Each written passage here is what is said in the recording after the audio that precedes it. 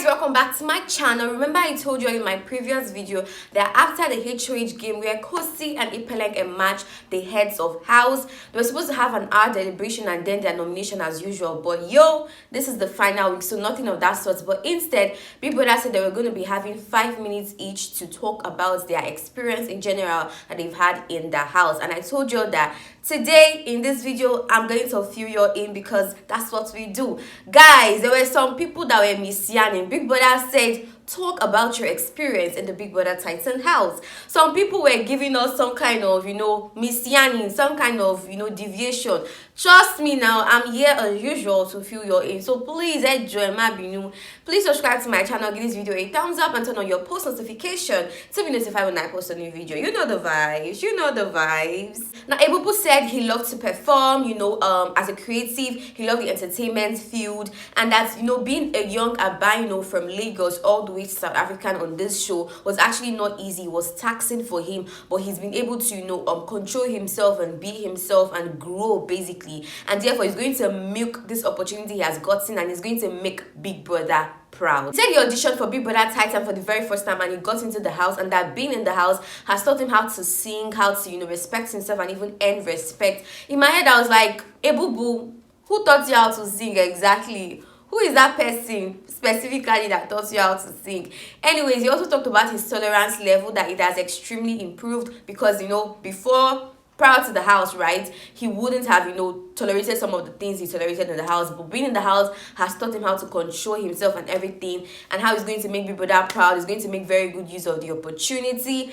Guys, Ebuka as usual was using so much vocabulary, but I say, my brother, it's not me you are going to confuse. I know all this your tricks, but it was kind of emotional. It was kind of beautiful at the same time, talking about how he appreciated the platform being given to him, that's Big Bbtitan, and how he's going to make perfect use of it when he leaves the house, to good use, and definitely to make Big Brother proud. That was just so beautiful, so appreciative of him. Now Bbtitans talked about how she could not sleep on the first night when she got into the Big Bbtitan house, that even the time they were introducing themselves, she just sat down listening to people talk about their accomplishments, and she was like, how have you guys accomplished this much things in such a few time? Like, you all are telling me you're 24, 27, 25. How come? And although she did not get intimidated, she also talked about how she saw the ladies wearing makeup, heels, wigs. At the same time, she did not get intimidated, although she could not even draw her brows. She could not do this, she could not do that. And she's here, she has arrived, and she has learned to build herself from the scratch, and be confident basically, because she was not confident. She really doubted herself a lot. And guys, that we've had situations where Bbtitans had to cry during the Valentine task where they were giving cookies. She was like, she doubted herself a lot, that people don't read her, people don't like her, people don't see her as a housemate, they don't value her, this and that, they don't appreciate her basically, or commend her, congratulate her, give her compliments when she wins something or when she does great. But she has seen herself push herself basically when it comes to the tags, the wager tax presentation, and virtually other tags, and she has learned a lot from the show. And also she has learned about Nigeria and our culture. She also said she has learned about our slangs, and she was mentioning slangs, and guys, it was so funny. She mentioned omo, how na day, this one, that one. She also said she learned about our food, egusi, okra, gari, that she loves the culture, she loves everything. She said she cannot wait to come to Lagos. She talked about the Lagos nightlife that the fellow housemates have gisted her on and everything, that she cannot wait for all of that. That she saw Nigerians as very aggressive. At first, that was what she thought. Nigerians are very aggressive, always ready to fight and everything. But coming into the house, her orientation changed, because the Nigerians she saw, they were very welcoming, very nice, very sociable, and they made her feel so welcomed and so relaxed. She talked about the first person that believed in her and accepted her the way she was, and that was Luke. And then he left the house after like 3 weeks or so, and she was back to square one, doubting herself and everything. But now she has grown to love herself as a creative. She has grown to believe in herself basically. And I'm like, okay, Bbtitans has really changed, guys. I really saw a lot of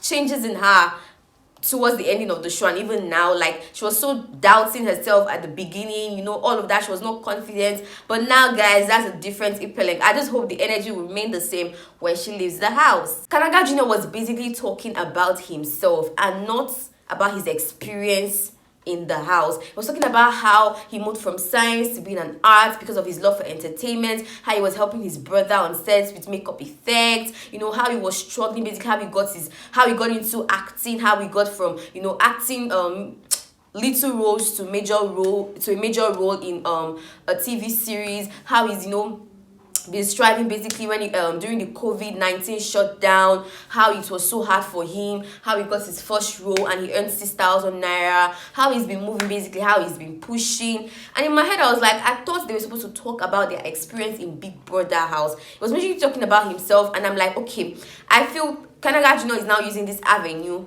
as, you know, a way to sell himself again for the umpteenth time. He knows fully well that this could probably be the last opportunity for him to talk about himself, because why exactly is he deviating? I mean, everyone got the memo. It's not as if everyone did not get the memo. I mean, they had like an hour plus to, you know, meditate on what they are going to talk about, so there's no way they wouldn't have, you know, shared ideas and stuff. So for him to, you know, specify, like, you know, be precise basically about himself and not even about his experience in the house, shows that he's probably trying to, you know, sell himself, or, you know, for the onset time, or he just chose not to get the memo, okay? Because he was majorly talking about his experience as an individual, how he had to take his father's calls at a very young age to the village, how he, you know, spent 4 months in the village not doing anything, how he was, you know, confused, depressed at some point, how he auditioned for the show severally, not basically his experience on the show. So trust Nigerians, or basically the viewers, to, you know, drag him for that you again not going towards the theme. Now for Khosibbtitans, she stated that her initial reason for wanting to be in the Big Brother house, or making use of the platform, was to be rich and famous. That's all. And not as if there's anything wrong in being rich and famous, but that was her initial reason as a teenager. But as time went on, her orientation changed, and, you know, she needed to, you know, impact lives basically, and for her career to have a U-turn, like a 360 turn. And, you know, for her to, in journalism, right, for her to, you know, change better, impact lives. And, you know, she felt like her life was basic, was just average. She wanted better for herself, she wanted more for herself, and not just basic or average. And she knew that if she utilized this platform effectively, she would actually achieve her goals. She said her family really supported her when she was going through school, and there was no way she could just out of the blues tell them that, oh, she didn't want to go into that line, that career, you know, as a journalist, because I mean they've been supporting her. But now when she comes out of the house, I mean, she's Khosibbtitans from Bbtitans, so excuse me, she's gonna do whatever it is she wants to do. She also talked about the finalists, guys, that she enjoyed them a lot. They were so nice to her, they were so welcoming. Each and every one of them made, you know, her journey to, you know, be smooth. And of course she was referring to probably the likes of Miracle and Taban, because Yemi, they were always having back and forth. Now she also stated that she actually faked the confidence at first, and the way she carried herself initially on the show, that was all a fiction. That it was towards the ending of the show that she realized that, okay, this is her reality right now. She can actually be that girl, okay? So at first the confidence, the whole wearing of makeup and everything was just to max her self-doubt, but now she has grown out of it and she has realized that she is that girl. And I was like, her speech was just giving confidence was written all over her speech, guys. I really loved it a lot. Now for Tati says she's all about representation. She actually wrote down some keywords, and she said she's not really good at epistles, and that's why. Now the first point was representation. She said she's representing her community because she comes from a very small community, you know, from a very far place basically, and that's, you know, she's all about representing her community, the little girls who are not so confident in themselves, people that will look at themselves and be like, nah, I'm not enough. But when they look at her and they see that she could get this, definitely they would believe in themselves. And even if it's just one girl that sees her as a role model, that since Tati could get into this show, I can do it as well. And that there were thousands of people and even millions that even auditioned from the show. Out of 6 girls that they needed from South Africa, she was one of them. So she's grateful for that opportunity. She also said she was representing the skinny girls, and that she has always boxed herself. Her life was basically a routine, from school to home to studying, and the same thing over and over again. And that she always wanted to explore basically, as other than being a muse to someone, you know, photography and everything, she needed more basically for herself. And, you know, it killed her a lot that at the age of 24 she was still staying with her family. It killed her a lot that she could not leave her comfort zone to do exactly what she wanted. She could not explore, basically, and that it really dawned on her that this was her reality when she was on stage, that everything she portrayed on stage, the confidence, shaking people, was all a fallacy, was all fiction. That was her, embodying someone else. And being in the house, she really doubted herself, but she has grown to love herself a whole lot. That she learned a lot about Nigerian culture. She traveled to Nigeria through our food, our culture, and our music, guys. When she was talking about Nigeria, Ipeleng was there pinching Kanaga Junior, see your babe, that thing. She talked about her food, how she liked egusi, okra, gari, like, just to put hot water and make the gari, like, and that's food. She really likes it a lot, and that she has seen that Nigerians are, special people. Nigerians are beautiful people. Now, although she was buzzed out because her time was over, but she also appreciated Big Brother for the opportunity. And while she was going to her seat, she was like, oh, I had a lot to say. Now, moving on to Yvonne. Now, she said that she never saw herself staying till the finale.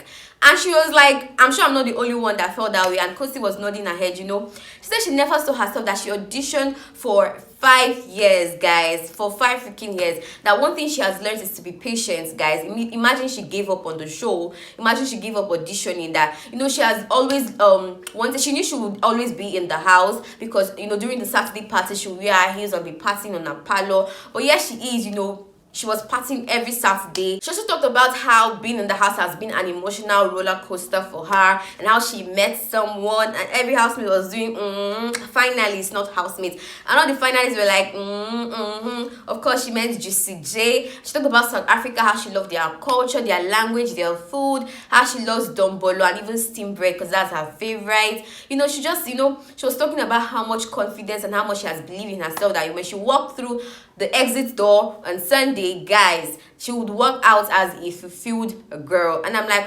Yvonne, you are that girl, okay? You are that girl. She thanked Big Brother for believing in her, that when she got the call that she was accepted for BBTitans, guys, that really changed her life. Like, it gave her life a U-turn, like 360 turn, guys. I mean, everything in her life started making sense, okay? Although she was an interior designer, this and that, but everything in her life basically started, making a lot of sense to her. Now, Big Brother gave them some sweet words. He said how they were so insecure, so unsure of themselves. He also said he has seen them grow, and their uncertainties now have changed to confidence, and that they should be proud of themselves because they've done pretty well, okay? And he told them to go and enjoy the rest of their day, guys. It's where Ipelen just leaned to Kanaga Junior for a hug. Yvonne and Kosi also hugged themselves. It was just so beautiful, so serene, so lovely to watch, guys. I cannot wait. Let the best man just win, guys.